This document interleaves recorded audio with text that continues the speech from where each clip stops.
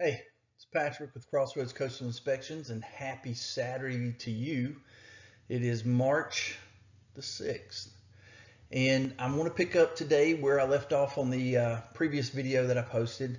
Still in PowerPoint format, but as I mentioned in the previous video, I really think this is the best way for you to see what I see, and let me describe it to you as I kind of go through the steps. So, a little backstory in case you haven't seen the first video. I was asked to come do a home inspection, and in that process of walking around the house, I looked up. I saw the overhang wasn't quite as it should be. That kind of made me start to look into it. And as I got on the roof, I started digging, and I found a whole lot of other issues. And that's covered in the first video. And this is just picking up to address two more issues that I found while I was on the roof. This one is concerning the flashing, the roof-to-wall flashing, as well as the ridge vent. So, without further ado, let's get right into it. Okay, so what we're looking at here, right here in the middle video, let's start right there, the middle slide. Okay, so right here, this is your shingles, this is your step flashing. This piece is called J-trim, and basically it's just a decorative edge so that when they run your vinyl siding and they trim that back, it kind of hides the ugly. This also serves as a water diverter.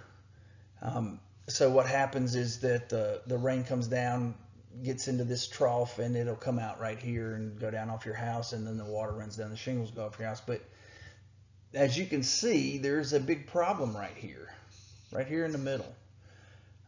They left out well, let me say this. What it needs is kick-out flashing. There were several roof-to-wall transitions or places where the roof terminated on the wall. In new construction, and just understanding this, a lot of times this piece of flashing will be extended out just a little bit, and this piece of the trim is behind it. So then the water kind of bypasses. It's not the best scenario, but typically, like if you talk to any general contractor, they're like, oh yeah, we don't put kick-out flashing on new construction, and that's kind of why. Doesn't necessarily make it right, but that's kind of why. This situation, they didn't do that with this piece of flashing. So what they want in the upper right hand side is this. This is kick out. This piece right here is a piece of kick out flashing. And what that's designed to do is as the water runs down your roof in a rainstorm, it comes down, hits this piece of kick out, and diverts it into your gutter and keeps it out of here. You don't want it into your wall. So that's the purpose of kick out flashing, if anybody ever makes reference to it. A lot of times when you get a new roof or a re-roof, they'll add that because to get the old out, they have to take that lap apart that I was speaking about just a few seconds ago. And they should always install kick-out flashing. So back to the middle slide. So we've got the end of your siding is terminating right here at the shingle. This stuff here, the white stuff, that's house wrap.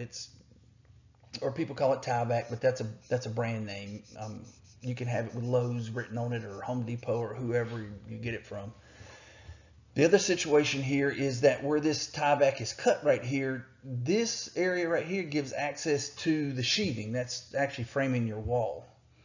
So in this scenario, when it rains, and this is an active leak, when it rains, the water comes down to this trough and it goes right behind the wall.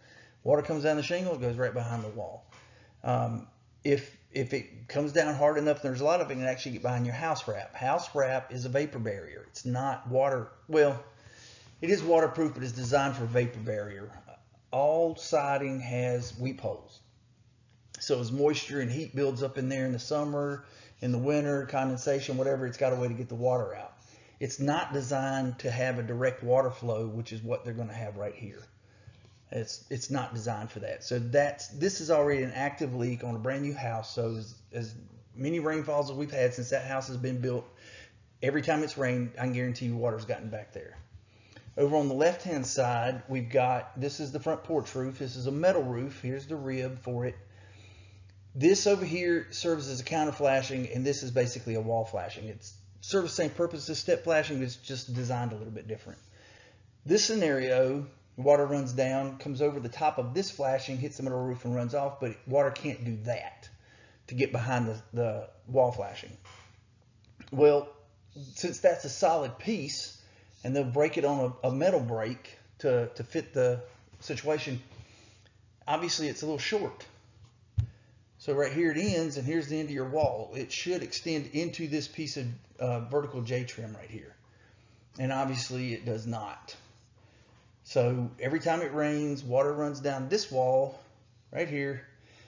If the J-trim doesn't get it, or you've got water coming in sideways on the rain, it's getting behind your wall flashing, and then that's in the wall cavity. So there you've got another situation on a brand new home that hasn't even been lived in yet, that has 2 active leaks that are a problem. So let's go to the next slide right quick. Okay, on this slide, let's start on the right hand side. This is not the house I was on. This is just a better picture of what ridge vent is. So ridge vent basically is a 4-foot stick of hard plastic. You can kind of mold it over to fit a roof pitch, but here's one end, that's the other end, and then underneath of this, your roof is actually cut open like this right here. So if this ridge vent were to come off in a storm, then all the rain, all the water has got direct access to your attic. And in a hurricane type situation or a really bad thunderstorm situation, you're not getting up there to stop that water from coming in. So you've got a real problem on your hands. The other thing I want you to notice is that on this piece of flashing, you have 10 nails, 5 per side. Now go to the left 2 pictures here, the one in the middle and the one on the left. When I got on their roof, I noticed that this part right here wasn't really sealed to the shingle, and if you put 10 nails in it, it will sit tight to the roof. So I started lifting up the ridge cap, and you can see there's a nail missing. It's a pre-drilled hole. If there's a pre-drilled hole, the manufacturers expect you to put a 3-inch nail in that hole to hold that on. Here's another one. These are 2 different pieces of ridge vent. I had about 10 pictures of this vent in various locations on every ridge that had ridge vent, and they were all missing nails. My best guess, without tearing all the shingles up and taking a look, they probably put a nail in each side. So like back to the right, they probably put a nail here and a nail here and a nail here and a nail here. The problem that creates is, as the wind comes up the roof, if it gets under this, it's just going to peel it off, and then you've got that scenario where you've got all the water just pouring into your attic. So that's the second thing, or that's the 4th thing I found wrong with the roof. If you look at the first 2 on the first PowerPoint presentation, and you look at these 2. So that's pretty much it for today, or this presentation. So as I mentioned earlier, numbers on the screen, websites on the screen. You can access my email in there. Let me know if you got any questions. If you get a chance, give us a like. Please share the video if you've got some friends that are looking at getting a new roof, some things they need to look out for and can watch for from the ground. You can tell if somebody's putting 10 nails in a piece of 4-foot plastic or 4 nails. So that's it for today. If you've got any questions, just let me know. Give us a like, share the video, and please consider subscribing. Thanks, and I hope you have a great Saturday.